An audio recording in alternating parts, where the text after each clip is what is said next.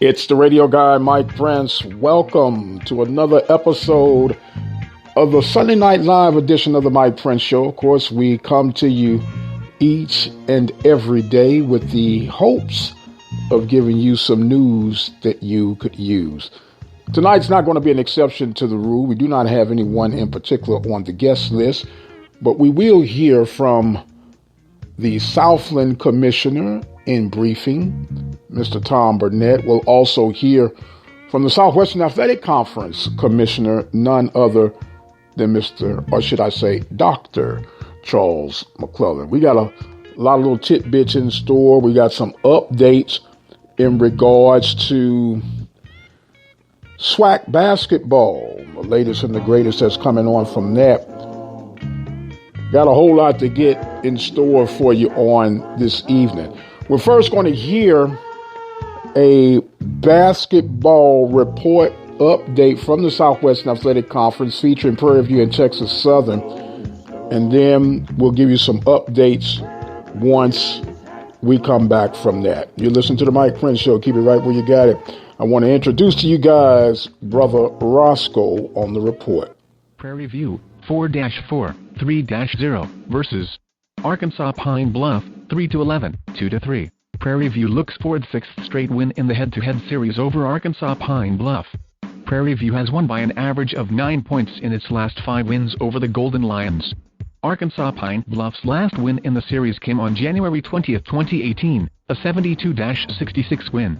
Arkansas Pine Bluff's Sean Doss Jr. has averaged 17.6 points and 6.4 rebounds, while Joshua Johnson has put up 10.4 points.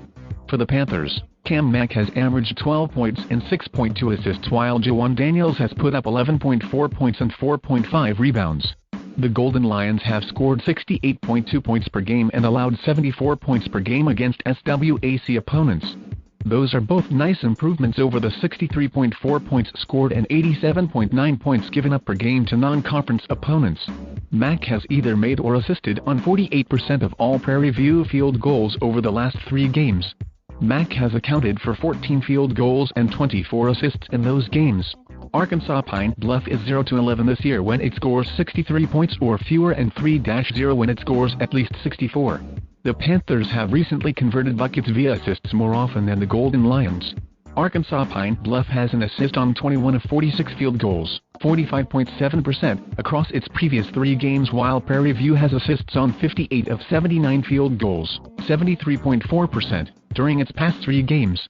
Did you know the Prairie View defense has forced opponents into turnovers on an impressive 26.7% of all possessions, which ranks the Panthers 3rd among Division I teams?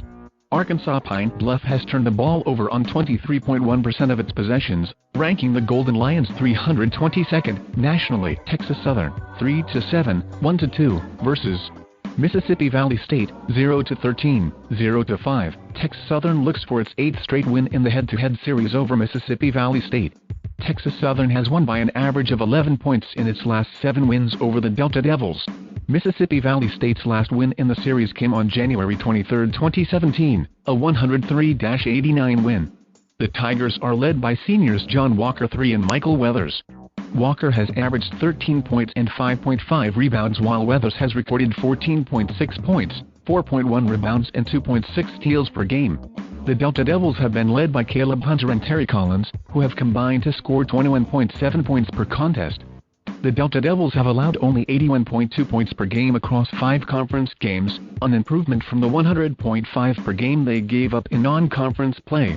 Collins has made or assisted on 47% of all Mississippi Valley State field goals over the last 3 games. Collins has accounted for 13 field goals and 11 assists in those games. The Delta Devils have recently gotten baskets via assists more often than the Tigers. Mississippi Valley State has an assist on 32 of 51 field goals, 62.7% across its past 3 games, while Texas Southern has assists on 37 of 74 field goals, 50%, during its past 3 games. Did you know Mississippi Valley State has made 9.5 three-pointers per game as a collective unit this year, which is most among SWAC teams?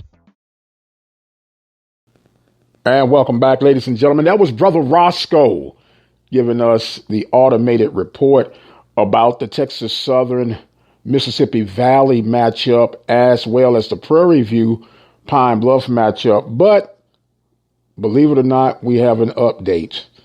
The Texas Southern Mississippi Valley game has been postponed on the men's side as well as the women's side. And as we speak, Texas Southern is actually en route back to Texas as that game has been postponed. But on the Prairie View Pine Bluff side of things are still on track to be played on tomorrow.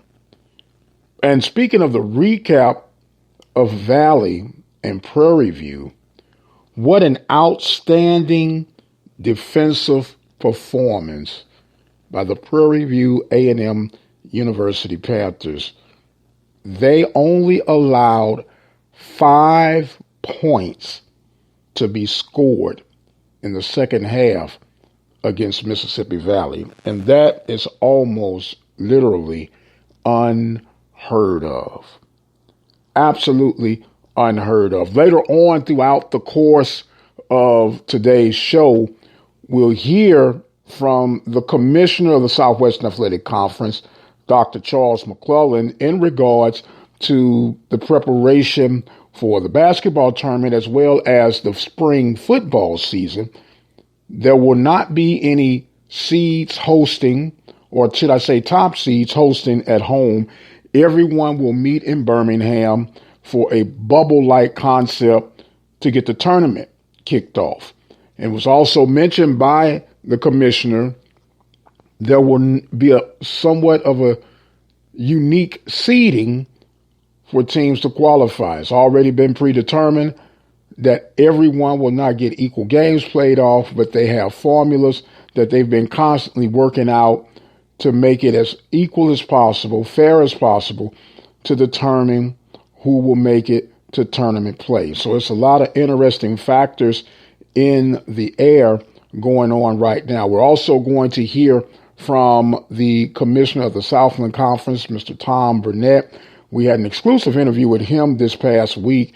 If you missed it, you can check it out on our YouTube channel at the Open Mic Broadcast Network, or you can check it out on the website at obnradio.com.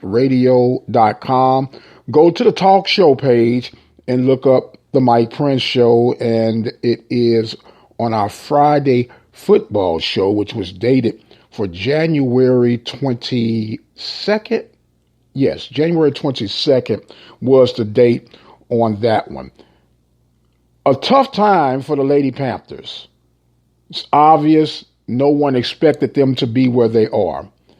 And with everything that has been mounting up with COVID-19, players opting out, it's a rough time on the heel for Coach Sandy Pugh.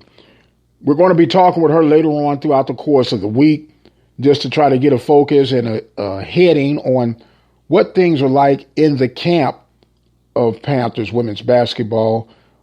As we expressed, it's a tough time, rough time, but tough times don't last always, but tough people do. And I'm sure Coach Pugh and company will work things out and get things ready to go. Still up in the air about spring football, 6 scheduled games. We'll hear from the commissioner and all that of the projected schedules and the alignments 10 years out front. That's pretty impressive. Also impressive, it has been assured that Valley, Alcorn, and Jackson State, they will all play each other each and every year. That means somebody is going to be left out in the crowd, but we shall see how it all works out.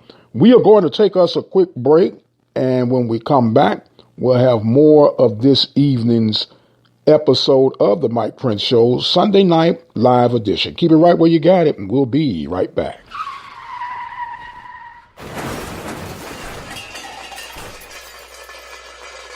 Reflections Paint and Auto Body Shop, located in Waller, Texas, is ready to restore the beauty of your automobile. Whether it's a small dent or a major accident, if your vehicle needs auto body repair, check out Reflections Paint and Body Shop. All repairs are completed by highly skilled and trained professionals. They are located at 2910 Waller Street in Waller, Texas. And just in case you can't get it into them, they provide towing services. Call them today, 936-931-5780. That number again, 936-931-5780. The station designed with you in mind, the Open Mic Broadcast Network, Prairie View, Texas. Brazos Valley Schools Credit Union has 13 different locations to better serve you. Locations in Rosenberg, Missouri City, Katy, College Station, Bryan, Brenham, and Waller, Texas. For more information, you can contact them on their toll-free number, 855-391-2149. Or you can send an email to information@bvscu.org. Attention all coaches. Whatever your sport is, we want to tell your story. Dial our 24 hours, 7 days a week message line at 713-570-6736. Leave your game results, team results, and player results on our 24-hour message line, 713-570-6736. Have sports, we'll travel. The Open Mic Broadcast Network, serving the community through faith and athletics, the voice of student athletics. Prairie View Athletic Club has been proudly supporting the Prairie View Athletic Department since 1986. The Prairie View Athletic Club believes in the rich traditions of Prairie View athletics and all that it has to offer. For more information and details on how to become a member of the Prairie View Athletic Club, call 936-857-5817. A proud supporter of Prairie View Athletics, the Prairie View Athletic Club in Prairie View, Texas.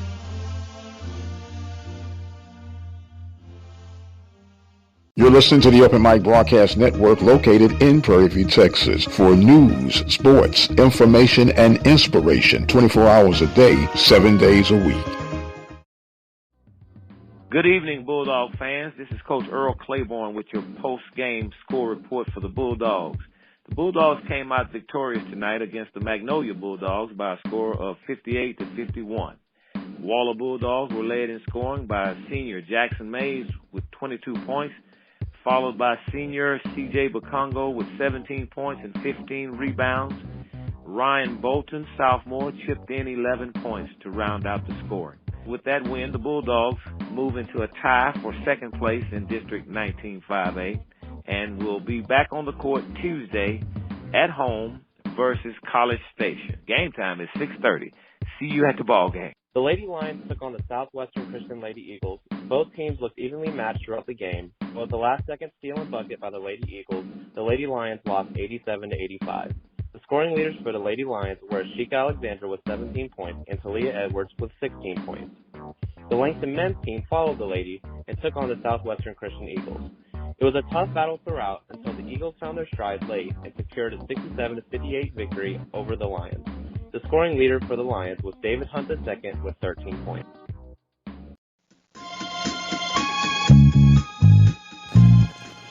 And welcome back to Sunday Night Live edition of the Mike Prince Show. Mike Prince here with you as we heard the Langston Lions basketball report. Both men and women fell a little short. Waller Bulldogs continue to stay hot on the high school circuit of things, and so much more to get you caught up with. I want to remind you that if you want your team highlighted on our shows and programs, all you have to do is dial in at 713-570-6736. It's a 24-hour message center. You can leave your detailed information. We do cross-reference and make sure that what you leave is accurate and to the point, and we will circulate that throughout the network. Well, before we took the break, we talked about the latest hindrance for basketball action in the Southwestern Athletic Conference. Texas Southern was scheduled to play against Mississippi Valley. That game has been postponed. Some would dare to say canceled, but to me it's a play on words. It's not going to be played at the scheduled time. So with that being said, Valley will regroup, and Prairie View will try to make sure that they continue their performance of excellence on defense against Pine Bluff. Prairie View is third ranked in the nation in forcing turnovers, almost about 23 turnovers per game. That is a lot. 23.6, I believe, to be corrected. That's a lot of turnovers. And opposite of that end, Arkansas Pine Bluff is ranked something like 323rd in the nation when it comes to giving it up. So two contrasting zones that these teams will be facing on the hardwood on tomorrow night. Prairie View will try to go to 4-0 in conference play, or would it be 5-0? I get confused. This whole COVID thing has had me confused from beginning to end, but we keep holding on and not letting go. And speaking of not letting go, we're going to switch over real quickly now to hear from the commissioner of the Southwestern Athletic Conference, none other than Dr. Charles McClellan. He addressed the media last week and a half. Last week, I don't know. Once I told you, I'm confused all day long and twice on Sunday. But he was making some address and making some statements. We're going to listen in on that, and then we'll come back on the backside of it and drop our little 2 cents in. You listen to the Mike Prince Show Sunday Night Live editions. Keep it right where you got it. COVID-19 is going to dictate everything that we do. So we're going to continue to move forward, and we're going to continue to move forward with football. And we are excited about football. We're excited about 2021. As you know, each team will have 6 games on their schedule, 6 conference games. One team has elected to have an additional game outside of the conference games, which is Jackson State University. Each team will have 3 home games and 3 away games. We do anticipate some stoppages within football. And again, we have a contingency plan to do so. The good thing within the Southwestern Athletic Conference, we're not participating in the FCS playoffs. We are participating only in the SWAC championship game, so it gives us greater flexibility to be able to make that adjustment as far as stoppages are concerned. We do anticipate ESPN to cover several of our spring football games. As a matter of fact, we've had other networks to call with a high level of interest in watching and broadcasting SWAC football on their networks. We are committed to ESPN and the Southwestern Athletic Conference. We'll continue to invest resources. So for those games that are not broadcasted on ESPN, we are looking to bring you those games through our digital platform on ESPN Plus or ESPN3. So we do think that we're going to be able to give the nation a full dose of SWAC football. When it comes to attendance for football, we're going to leave that up to the local municipalities and the local institutions. Each area has their own rules. The Southwestern Athletic Conference will rely on the institution and the local municipalities to make the decision based upon fan participation. From what we know now, there will be some entities that will not have fans. There will be some that will. That will change, again, based upon local jurisdiction and what's going on with COVID-19. So we do want to let everyone know, again, health and safety is going to be there, but the games are not going to look like they've looked in the past. We will not be responsible for a super spreader event. So those numbers will be monitored by the Southwestern Athletic Conference, but we will allow them to be locally decided on what those levels of capacity would be. We have completed our 10-year schedule for SWAC games. Those schedules have been given to the member institutions. Each member institution will have the autonomy to release their schedule based upon all of the things that they have to deal with on their local campuses. So some are still scheduling games for fall 21, but they now know what their schedule is, so they can schedule out to fall 2030, and that is something that we are excited about. We have realigned our divisions. Alcorn State will move to the Western Division, so there will be 6 teams in the East, 6 teams in the West. In our scheduling philosophy, distance was something that we wanted to make sure that we had as a number one concern. We also wanted 1A concern to be the rivalry games. I am pleased to announce that Alcorn State and Jackson State, along with Mississippi Valley, will be able to continue their rivalries, and those games will be played each in every year. The one thing that you will notice within our schedule, there are going to be some teams that don't play each other each year. So we wanted to have distance, again, as a priority. So when you look at our schedule, we looked at it from a distance standpoint. So distance was 1, matchups was 1A. So there might be some teams that are closer in proximity that doesn't necessarily play as much. But overall, we were able to identify time and distance travel, and it is synonymous across the board. So in some years, some teams will have less distance than others, but when you look at the 10-year cycle, all teams have equal amount of distance across the board. So we are excited about that. The Southwestern Athletic Conference is on the precipice of exploding from a standpoint of the realignment, the addition of Florida A&M University and Bethune-Cookman. We're excited about where we are, and we're excited about the forward progression of the Southwestern Athletic Conference. And of course, that was Commissioner Dr. Charles McClellan of the Southwestern Athletic Conference. He said an awful lot on that little soundbite that you were able to hear. That was from the 2021 Media Day address to start off SWAC Media Day 2021 last week, or week before last.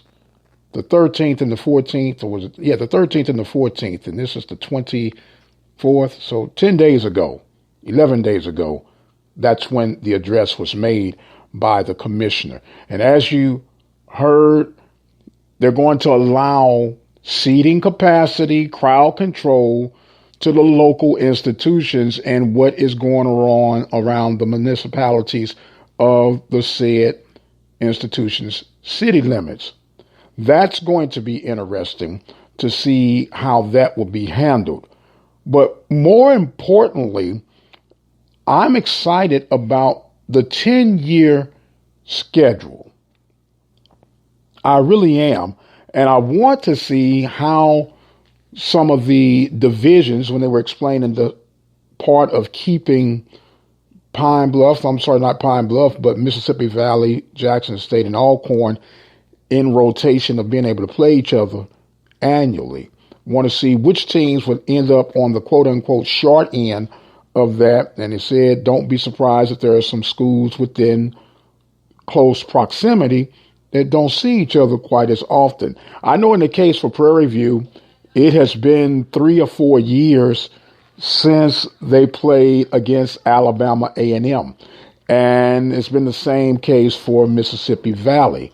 Now, other schools, they have been in rotation pretty regularly and been able to keep up with it. So it's going to be very interesting to see how that works. And one thing it does, you can look down the road and set up some key, quote unquote, money games, if those money games will be as prevalent as they have been in times past. Don't know. Now, I do have a bit of a bone concern to pick, and I know it might sound like I'm beating on a dead horse, or I'm in my moaning session or on my soapbox, but it is what it is. We heard the commitment toward ESPN and how they're working out, trying to make sure that there is some bonus coverage with the spring football schedule, looking at the point that there's not a lot going on as far as we could tell for programming in that spring time of year on the ESPN platforms. Now, I know that we're married to ESPN at this moment because of a contract that was initiated by the former commissioner, Duer Sharp. And from my understanding, there is another 4 or 5 years of matrimony, if you allow me to use that terminology, connected with this current contract. But I find it appalling, offensive, and downright disrespectful at the money that ESPN is willing to distribute towards the SEC. And I know we're not the SEC. But I do want you to hear me out real good. And before I get to that, let me throw this little sidebar in so it'll kind of make sense. The Pac-12 has parted ways with their former commissioner because it's time for them to get a new television deal, which the deal will be kicked off in 2022. And right now, the current report indicated that the Pac-12 institutions were getting approximately $29 million annually individually from their television deals. And that was right along the lines of ACC schools. However, your Big Ten and Big 12 schools were in the neighborhood of $53 million per school. ESPN has signed a deal with the SEC to pay them reportedly over $300 million per year. And if I'm not mistaken, it was a 10-year contract agreement. That's $3 billion. $300 million per year out of the 14 institutions that make up the SEC.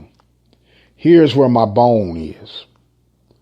I've already acknowledged that the Southwestern Athletic Conference and the MEAC, we know, are not SEC. They're not Power 5 football.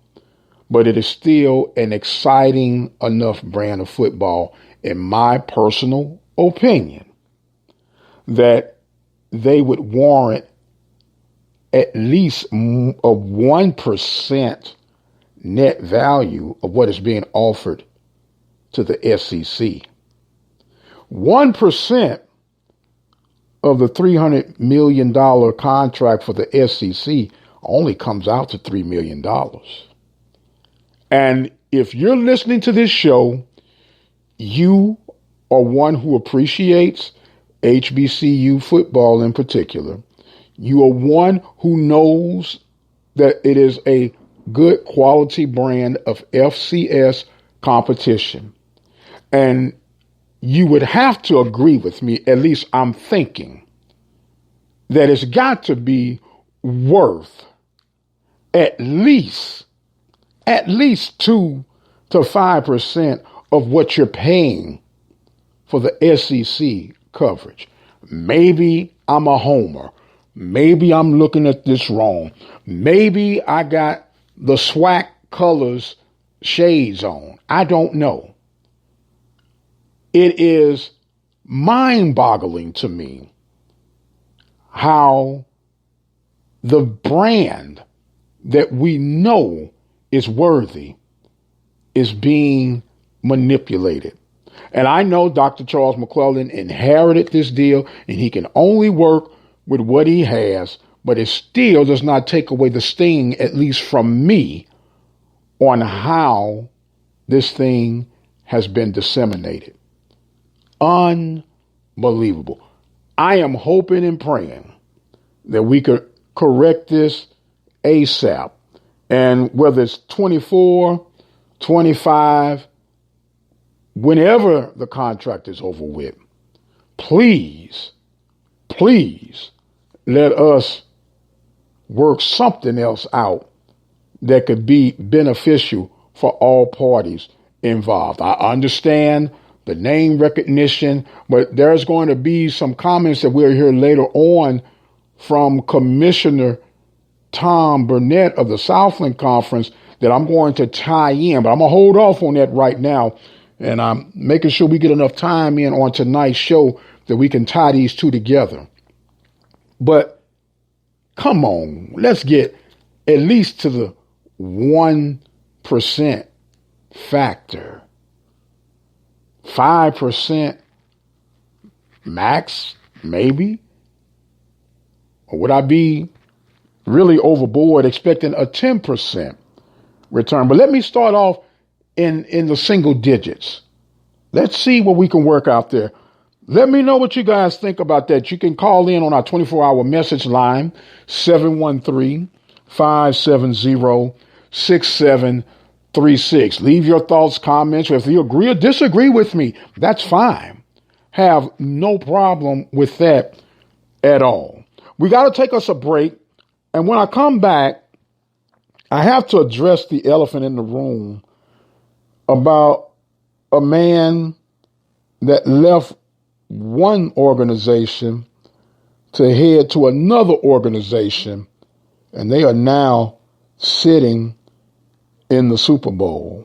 Unfreaking believable.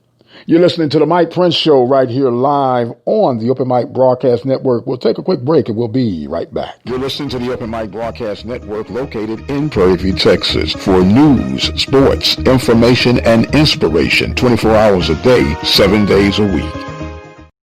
Reach more potential customers through our sports radio package by dialing 832-213-8824. The birth of legends are storied in this conference. We must never forget our rich history. We now turn our gaze to the future. The new legends will emerge. New heroes to arise. The Southwestern Athletic Conference. Be our history. I know that as parents, we work hard to do everything right.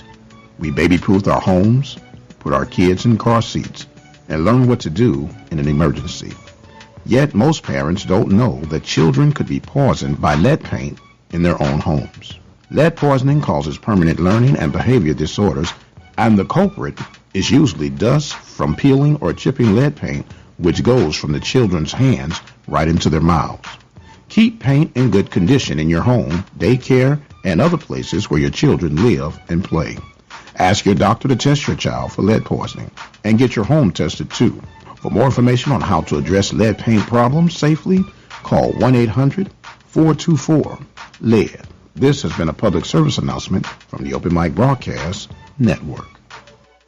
As a dad, you'll probably spend years teaching your son how to hit a baseball, how to throw a tight spiral and hit a receiver, how to spring off a diving board and hit the water, how to hit a 1-wood and a 9-iron, how to hit the bullseye, how to hit the strike zone, hit a jump shot, hit the open man, hit the hockey net, and maybe the most challenging of all, how to hit the books.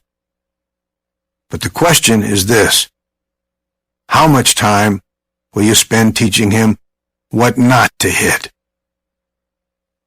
Teach your son early and often that all violence against women is wrong. For tips on what to say, visit endabuse.org.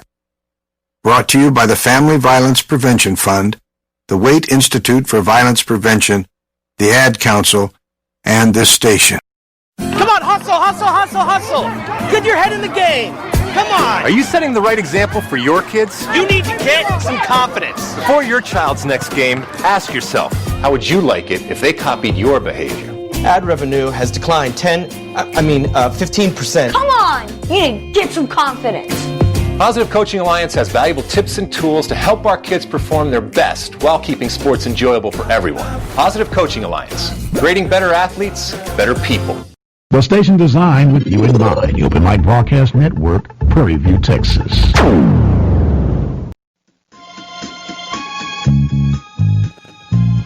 And welcome back to Sunday Night Live edition of the Mike Prince Show. Of course, we come to you each and every day, Monday through Friday. 10 a.m. is the desired time. You can check us out with the latest and greatest information going on. And of course, you can meet us here Sunday Night Live, 6 p.m. Central Standard Time. You can follow me on Twitter at The Mike Prince Show, and the YouTube channel is Open Mic Broadcast Network. Well, before we took the break, we were talking about a man who I'm not a fan of.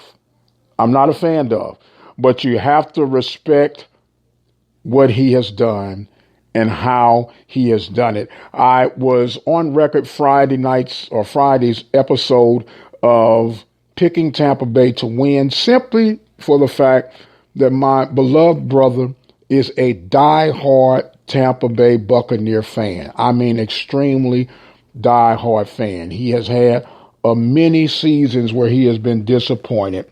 And to see and hear the excitement in his voice on today was well worth the wait. What Tom Brady has accomplished, and let's put a side note, that defense from Tampa Bay is really on point. It's legit. And they created all kind of havoc for Mr. Rodgers. I still say Mr. Rodgers is one of the baddest men in the NFL at the quarterback position. But it was really a tale of that defense forcing the wheel on the Packers. But what Tampa Bay has accomplished on today is short of a miracle. You get the 43-year-old quarterback. He comes in on a 2-year deal. In his first year, he is able to punch the ticket to the Super Bowl, which, by the way, is going to be held in Tampa, which is also a first. This man just keeps attaching himself to history. Now, if you keep up with me at all and have listened to any of these shows when I get on my Tom Brady rant, I still say that Tom Brady would not be in my top 10 quarterbacks. And I said, well, wait a minute, Mike, how you going to talk all these accolades and say he's not in your top 10? There's a method to my madness. Tom Brady, beyond a shadow of a doubt, is a boss. He is truly a boss. But when we talk about, if we're going to look at it in real honesty and fairness, this guy has been the benefactor of a lot of questionable calls and things to lean in his direction that he's taken advantage of, because that's what the good ones do. So if you hadn't, maybe I'll recap that list at another time, but for time's sake, I won't go into all of that. But right off the top, I could roll off some who I think. Now, 6 championships, you can't argue that at all. You cannot argue that at all. And what about the Belichick versus Brady? Seems like Brady's winning that one, huh? And to add insult into injury, they are still kind of gelling and coming together as a unit. Gronkowski had 1 reception today for 29 yards, but that's all they needed from him at that time. I do not recall of Antonio Brown having any receptions, and they're just really hitting their stride. But congratulations to the Tampa Bay Bucks. I'm halfway right. If you listen to the show on Friday, I picked Tampa Bay to win, but I'm also picking Buffalo to win in the nightcap. We'll see how that one plays itself out. And I told you also my disclaimer. Don't listen to me, especially if you're talking about putting your coin up, because I don't do it for that purpose. I just do it for entertainment purposes and for the show purposes. So you can listen to me if you want to, but don't be calling me up talking about, Mike, you gave me the wrong advice. These are just for fun. And what fun it was to watch Tampa Bay go into Lambeau Field and come out victorious to make it to Super Bowl 55. Unbelievable. I am going to take another break. And when I come back, we're going to talk a little bit about this Southland situation we got, Bruheim, on the other side of the FCS spectrum, and get some of your feedback and some what I think some rather funny and entertainment comments. We'll talk about that in just a little bit. You listen to the Sunday Night Live edition of the Mike Prince Show. Keep it right where you got it, and we'll be right back. You're listening to the Open Mic Broadcast Network, located in Prairie View, Texas, for news, sports, information, and inspiration 24 hours a day, 7 days a week. Ladies and gentlemen, in the next 7 years of bigger and bigger enrollments, America's grade schools will need nearly 250,000 extra teachers, besides those to fill normal vacancies.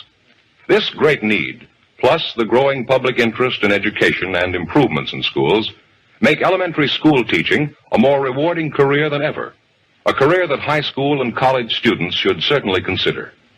Education holds America's future, perhaps your future. Drivers and bicyclists both have the right to be on the road and travel safely. And when we're on the road together, safety is a shared responsibility.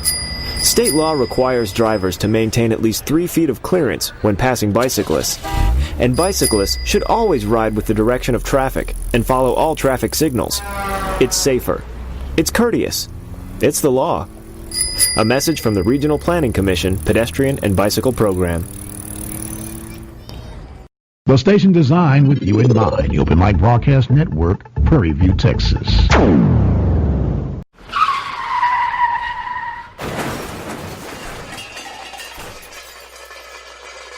Reflections Paint and Auto Body Shop, located in Waller, Texas, is ready to restore the beauty of your automobile. Whether it's a small dent or a major accident, if your vehicle needs auto body repair, check out Reflections Paint and Body Shop. All repairs are completed by highly skilled and trained professionals. They are located at 2910 Waller Street in Waller, Texas. And just in case you can't get it into them, they provide towing services. Call them today, 936-931-5780. That number again, 936-931-5780.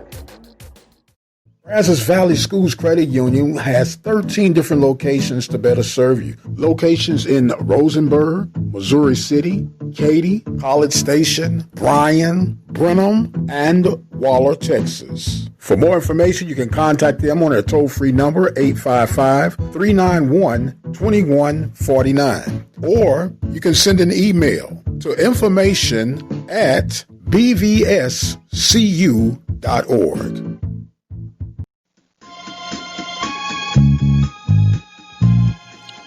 And welcome back, ladies and gentlemen, to the fastest hour in radio, the Mike Prince Show, Sunday Night Live edition.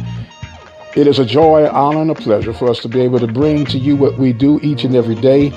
We have fun doing what we do. We have a motto: love what you do, simplify what you do, and master what you do. We have heard from the commissioner of the Southwestern Athletic Conference talking about the 10-year schedule and things down the road as far as football is concerned. And we failed to mention that Bethune-Cookman and FAMU will be added in 2021 of July. So that cycle will begin: football, fall sports, volleyball, this, that, and the other. And speaking of volleyball, the projections came out this past week, and the Prairie View A&M University Panthers women's volleyball program was projected to be number 1 after the fact that Alabama A&M and Alabama State have opted out in the spring. So 2 teams eliminating themselves from competition, and it moved Prairie View up to the number 1 slot. Let's see if the Panthers can pull through and bring the fruition to realities. And it is going to be exciting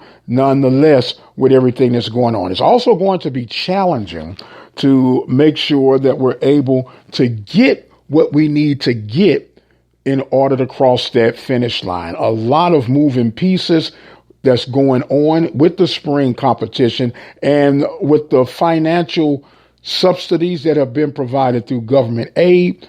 It's more or less now of a staffing challenge, and we'll continue to monitor that to see how the end's going to be. Now, in case you missed it, we had an exclusive interview this past week with the Southland Commissioner, Tom Burnett. He was very candid, open about the present state of the Southland Conference and the direction that they're going to be trying to get in, the cause and effect of the Texas 4, Lamar, Abilene Christian, Stephen F. Austin, and Sam Houston leaving, in addition to the Central Arkansas group leaving for the Atlantic Sun. The Texas 4, as they were known, were headed for the WAC, and talking about how they're going to try to regroup. But I want you to pay close attention to some of the breakdown that you hear Commissioner Burnett talk about here, and we'll explain in a little bit more detail. We'll now switch over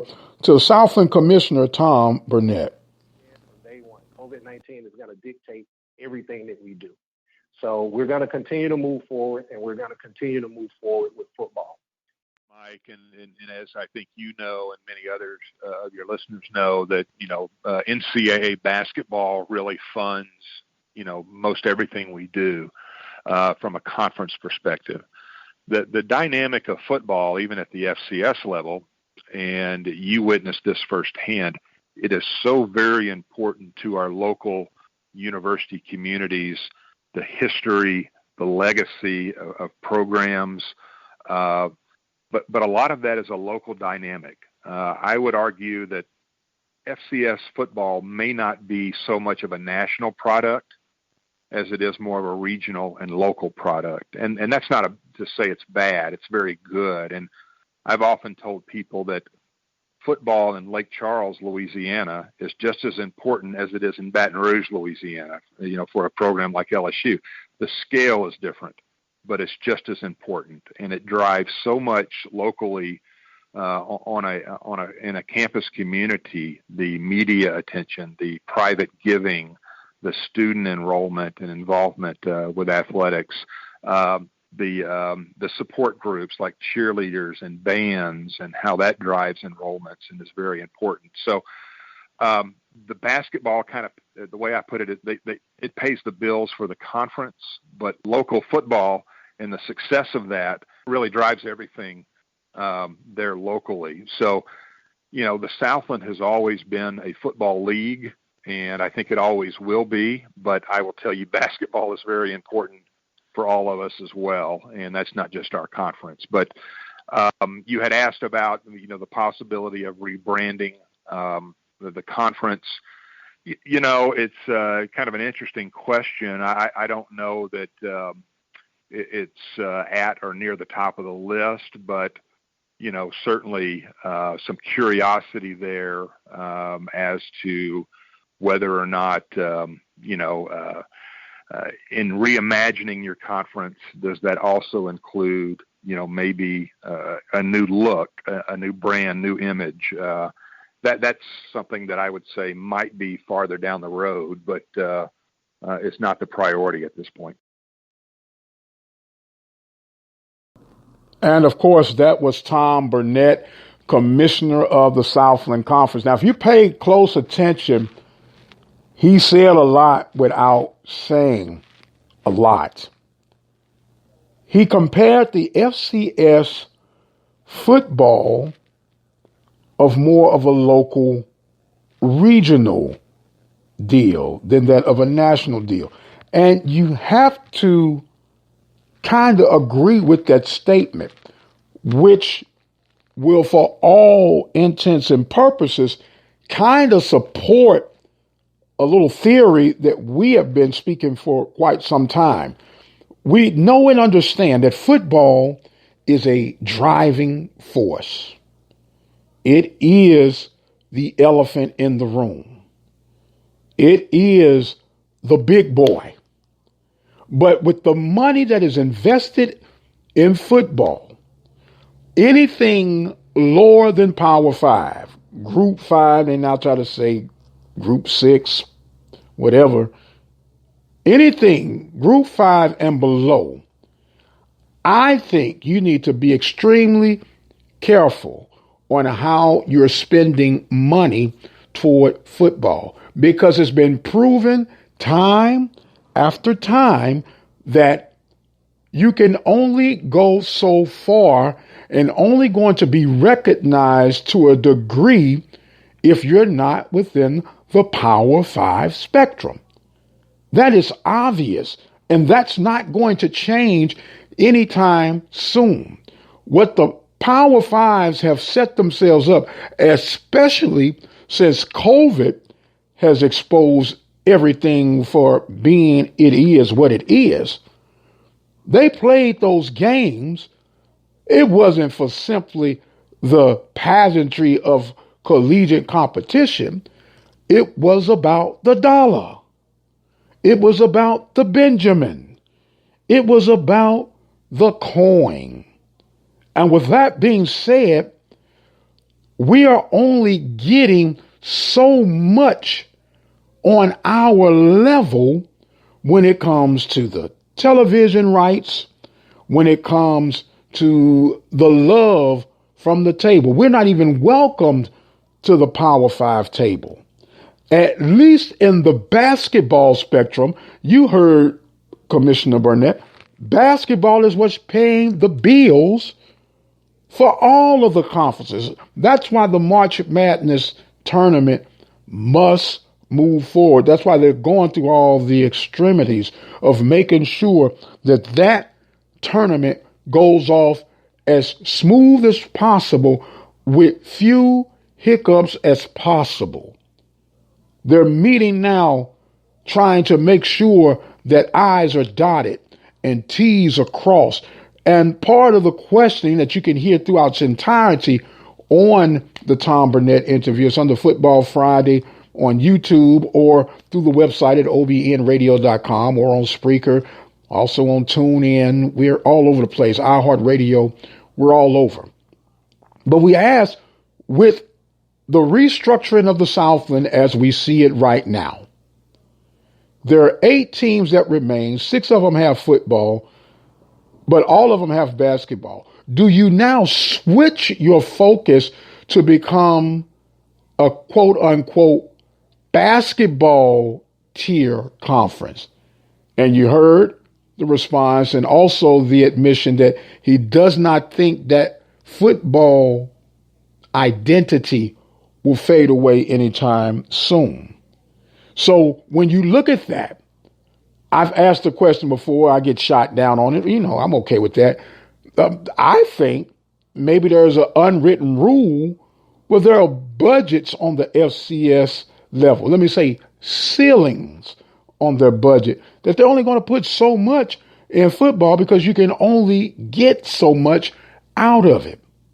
Basketball, as we mentioned, that is the cash cow.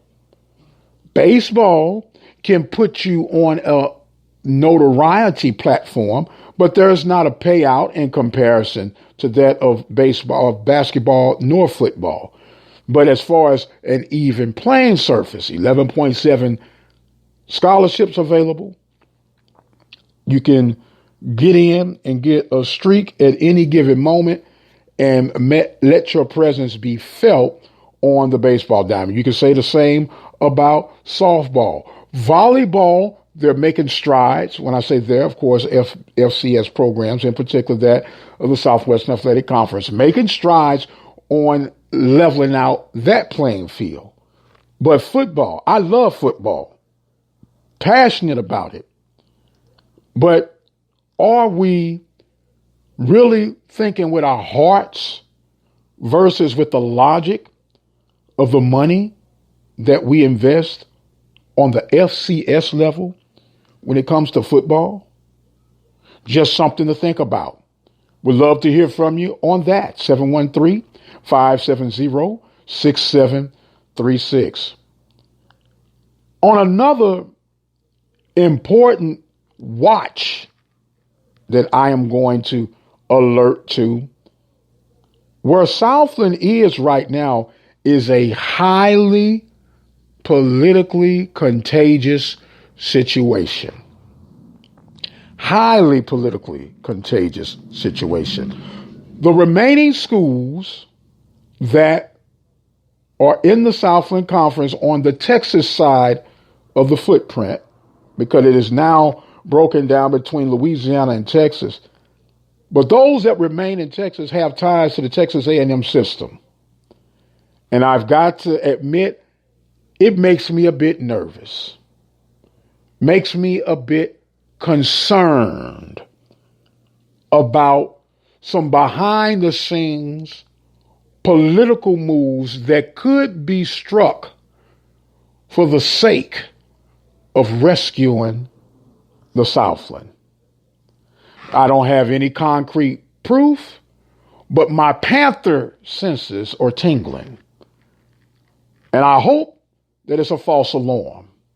I pray that it's a false alarm. Only time will tell. Not real sure. But we look at what's going on. What the Southland is facing is like a shark smelling blood in the water.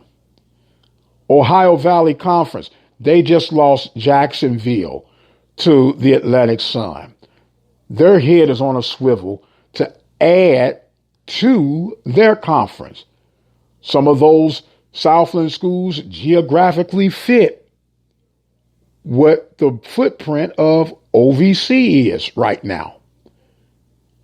It's a lot of moving parts going on. A lot of let's make a deal conversations going on. And I don't want to get caught up in the middle of the okie doke that you'll save so much in traveling. Yeah. I'm not falling for the old banana in the tailpipe gag. Thanks, but no thanks. I personally, and I've been on record for saying it, and I'm man enough to say it again, I do not want to see any Southwestern Athletic Conference school in the position that Tennessee State has found themselves, being in a nomad land with the decision they made to go to the OVC. And I think their 20 plus years of existence, they may have hit pay dirt 5 times in the championship circle. And I'm really stretching to see if it was in what would be considered major sports competition. But that goes without saying. A lot to watch out for. A lot to be mindful of. And we're really just getting it off the ground. I'm going to take a break and we're going to come back with our closing thoughts and comments for tonight's episode of the Mike Prince Show. You're listening live to the Mike Prince Show. Keep it right where you got it. I promise you we'll be right back. The station designed with you in mind, the Open Mic Broadcast Network, Prairie View, Texas. At 17 cents a day, you can make a huge impact on our local and regional high school and college student athletic coverage. We provide local talk shows, live game coverage, and much, much more. But we need your support to continue to move forward. Visit our website today at obnradio.com. Click on the PayPal button, which is safe and secure, and become a listening partner today. Will you become part of the Open Mic Broadcast Network team? Visit that website at obnradio.com and become a listening partner today. Serving the community through faith and athletics, the voice of student athletics, the Open Mic Broadcast Network, Prairie View, Texas. Why should we respect our elders, you may ask? It has been common courtesy for decades to honor and respect those that came before you. These seniors have experienced so much life and endured many challenges that they can be beneficial to generations to come. Younger individuals need to learn the significance of spending time with elders and know ageism is an unfortunate trait to have. Ageism is the inclination to think of older people as debilitated and unworthy of attention. This may be a trait growing in the next group of peers, but knowing the wisdom behind all of these elder stories will help them gain knowledge in the future. It's important not only to be compassionate and polite to your elders, but simply show society that ageism is dead. This message was brought to you by FormontGrandSeniorLiving.com, Lauren Gavin, and Open Mic Broadcast Network. The station designed with you in mind, the Open Mic Broadcast Network, Prairie View, Texas. Well, believe it or not, we are approaching the end of another episode. Man, time just flies when you're having fun. Don't forget that you can join us Monday through Friday, 10 a.m. Central Standard Time for the Mike Prince Show podcast.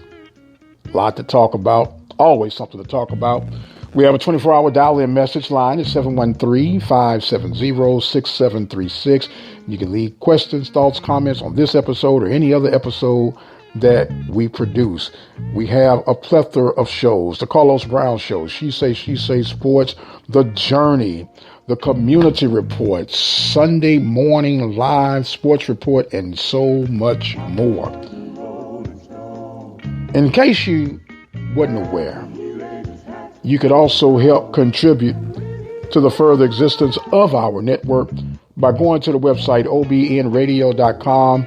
Make a donation on today. The time on the wall tells me that is all, ladies and gentlemen. Thank you again so much for joining us. Lord, say the same, and the creek don't rise. We'll do it all again on Monday morning. I am the radio guy, Dr. Mike Prince. And as always, you guys be blessed, and we'll see you on the other side.